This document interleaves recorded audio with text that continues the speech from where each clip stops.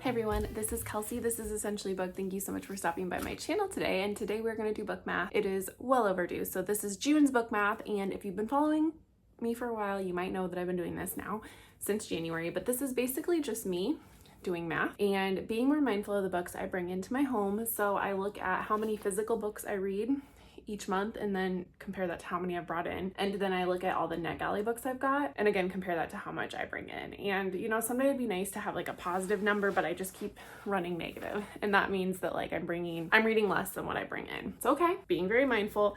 June was kind of an excessive month of things that came into my house, trying to be better. But when I look at the things that I've read, I actually read most books. Most of what I read in June were books that I owned or were on NetGalley. There was, I think, maybe one library book. So that's pretty good. Like, honestly, it's just I need to bring in less than what I'm reading. That's the ultimate goal. Now that's hard to do because I get so many books for free. And that's actually not from publishers, it's from a friend. Let's get started. So first we are going to look at the books that I brought in to my house for the month, okay? The very first book is Emily Wilde's It's really hard to say this.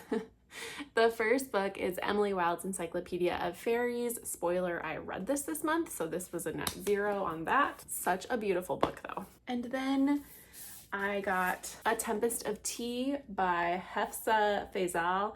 I think this is like a vampire romantasy maybe.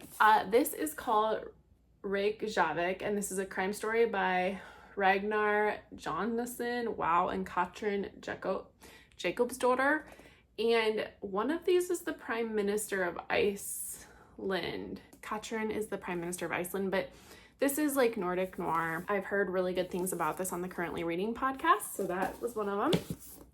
My second owned Abby Jimenez, still haven't read her, but I've heard really good things about this. So Abby Jimenez is just for the summer. 5 Broken Blades by Mai Corlin. I'm actually buddy reading this month with a friend. This is the indie booksellers exclusive edition. Lee Bardugo's The Familiar. I'm buddy reading this with a friend, so I bought it, but it's Brandon Sanderson's Elantris. This is the first book in the series. I need to start it, so there's that. I really should set these books aside as a priority. For free from the publisher is One Cursed Rose. I just had to feature this. This is a dark Beauty and the Beast retelling, I think, a dark romance. And then Long Island by Calm Toibin. This was recommended on the Book Riot podcast. Very literary fiction. It's, I guess, an Oprah's Book Club book. Haven't read the first one, so I don't know, but I think you can read these standalone. That's more literary. And then my 2 book subscriptions that I pay for. First is the Dog-Eared Books subscription, and it's Margot's Got Money Troubles. I've heard nothing but fantastic things about this, that it's quirky, fun, very millennial. So I'm actually going to try to prioritize this pretty quickly. And then for book of the month, this is an author that I adored. Their first book, The Stationery Shop. So The Lion Women of Tehran. This takes place in Iran. Feminist, about female friendship. I have also heard fantastic things about this, so I am very, very excited that this is on my radar. It's a good addition. So I brought in 11 books this month physically. So now we'll look at NetGalleys. For NetGalley, I brought in 7 books this month. One of them is The Wedding Witch by Erin Sterling, which I am super excited for. And the other one, that this will actually kind of, I guess, is a July-June crossover, but from Dog-Eared Books for July. The God of the Woods is another one that I also got on NetGalley. So I will read these. I actually was approved for this on NetGalley after my book from Dog-Eared Books shipped. So it's kind of like a net 0 situation here. So there are, again, 7 books from NetGalley. So then again, 11 books physically.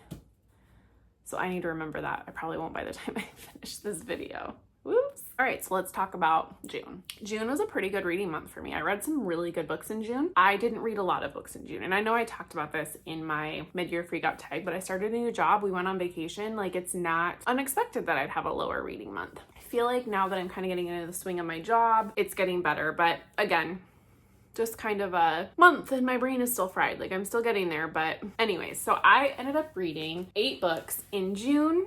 And we will start looking at those books, just for some stats. I read 4 of those books were NetGalley books that I got off my shelf. And then 2 of those books were physical books that I also got off my shelves. And then, no wait, 5 were NetGalley books. hold on. 4 were NetGalley, 1 were library, 2 were physical books, and then 1 was an audiobook, which was Emily Wild's Encyclopedia of Fairies. Okay, I'm gonna share them in like my least favorite to my most favorite because I don't really remember the star ratings I gave them. I'm kind of filming this on the fly today, guys. So my least favorite book for the month was definitely Hello Stranger by Catherine Center. Like, it was fine, but predictable. It was not my favorite Catherine Center. It kind of like wrapped together in too neat of a bow, which I think is why I didn't like it, but it does still have that like classic Catherine Center.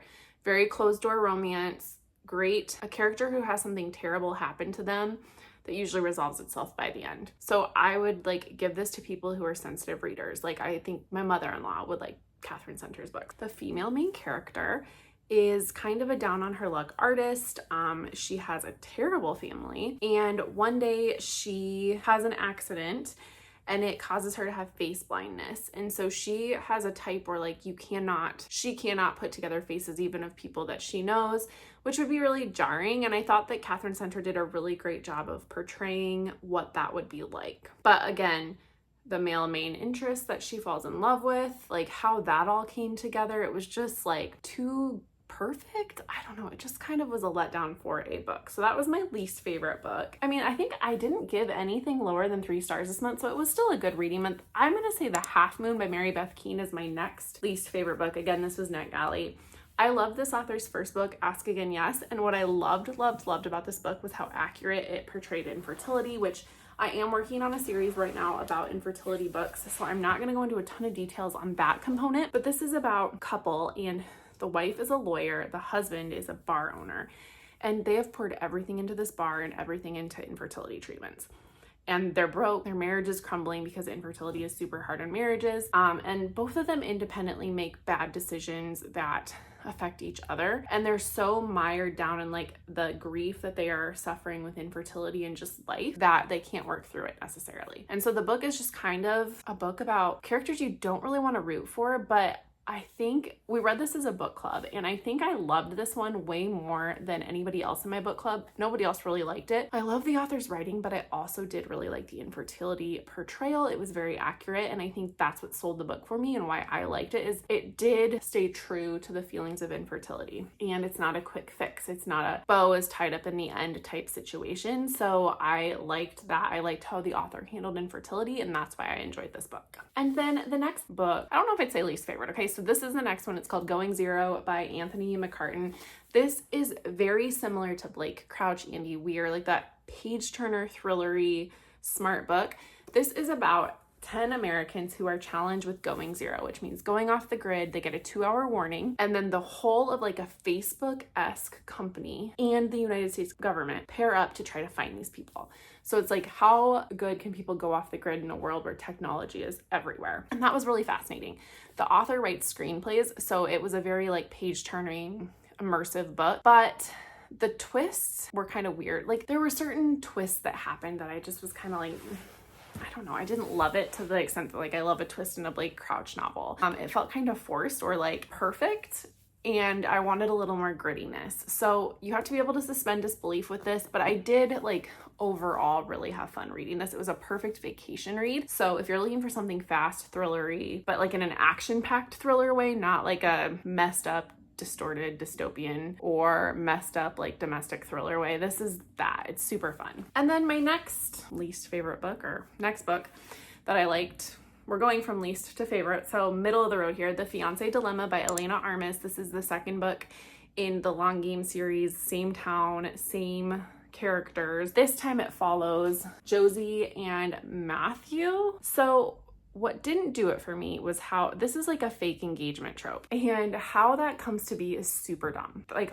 so dumb. I couldn't buy that. So I would say 30% of the book I was like, this is so dumb. In real life you would not just say, yes, I'll do a fake engagement with you. Like, you would be more, excuse me, what? Okay, so there's that. But then the male main character is like the biggest, most perfect man I've ever read in a book, and it totally sold me on the story. He's lost his job. Josie is like the mayor of this super small town, same town from the Long Game, and she's like a runaway bride, kind of like she's had a ton of failed engagements, and he just like believes in her and supports her, and he's just so kind when she's dealing with grief and trauma. So I thought that was really well done, and the banter was really good, but again, just didn't really do it for me. Like, it was the first 30% made the book not what it could have been, I think, because I just couldn't buy the forced engagement, fake engagement trope, but the characters were good. Okay, and then the next 3 books are all books I really enjoyed, so I don't really want to rank them, so we'll just kind of go from backwards. So the next one was Emily Wilde's Encyclopedia of Fairies. I almost want to reread this. I did this on audio, and the audio is really, really good. Emily, I think she's on the spectrum. Like, I think from reviews that I've read, people think that she isn't written to be on the spectrum and that the author does a really nice job. But she is setting out to catalog all the fae in the world. So this is cozy fantasy. It's written as like a series of journal entries as she goes to write her encyclopedia.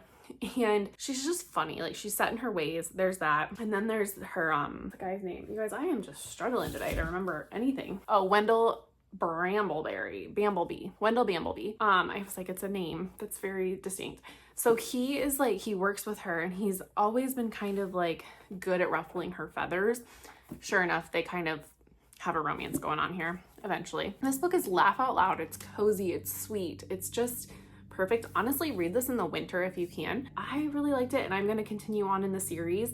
It kind of reminded me, as far as banter, maybe not the steaminess of Deanna Raybourn, like of Veronica Speedwell and Stoker. Similar vibes, but this is cozier and sweeter. Definitely loved it. Like, it's going on my forever shelf. When my friend had a copy that was damaged, I was like, yep, I want it.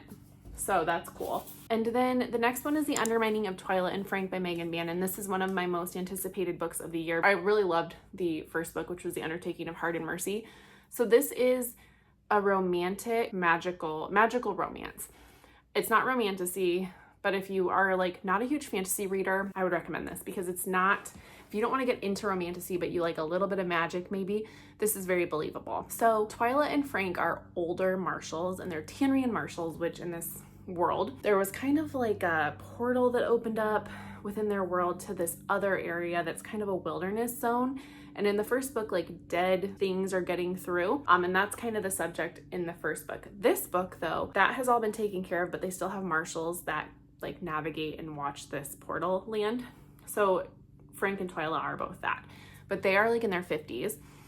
Both have been divorced or widowed and have older children, like children that are my age. And this is a second chance romance. They are partners. They get assigned to go back over here because there's dragons. And so it's just a cute, like, I love these books. They're just cute, but also the second chance older in life romance is really, really good and beautiful. And I just, things the characters were navigating just was really realistic, because, you know, they do have kids and stuff that have opinions. So they're worried about that. And it was sweet. And then I read Girls and Their Horses by Elizabeth Jane Brazier, which is a book about really rich horse girls in California, and a murder happens at a show, and they're trying to, the story basically leads you up to how that murder happened. Super fast paced, very interesting, made me want to go ride a horse and like do all those things and have a lot of money. Don't have any of that, but it was a fun, fast paced kind of a thriller, but more about like what money can do to people, what family can do to people, with horses as the backdrop. And then this was talked about profusely in my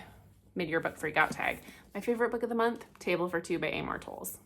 This author can do no wrong. I still need to read The Lincoln Highway, so I'm almost a completist of his work. But he, somehow, I've never read short story collections really, but this worked for me so well. So there's 5 short stories,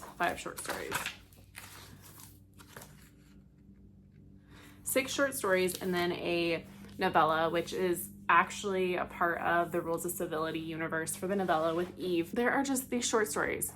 I talked about a mid-year book freakout, you guys, but he is like so good at making you laugh, but also perfectly capturing what makes us human. I don't know how to explain it. It's just so good. Definitely recommend. This is like going on my forever shelf. 5 stars. Loved it. It'll probably be on my best book of the year. Put it back up here with my other stuff. Okay. So I had 11 physical books this month that came in, and I read 3 physical books because Encyclopedia of fairies. So 8 books, -8. And then for NetGalleys, I brought in 7 and I read 4, so -3. So -11 is my score for the month of June. July is already kind of starting out okay. I've already finished 2 books, so we'll just see. I have a lot of books that I hope to read this month, but we all know that that will not happen because your TBR is always longer than what you can handle. Plus, I've had a ton of library holds come in, which is just annoying, but also not mad about it. So yeah, we will see how July pans out. I'm hoping I get more of like my brain back for stuff. And yeah, all right. Until the next video, everybody. Bye.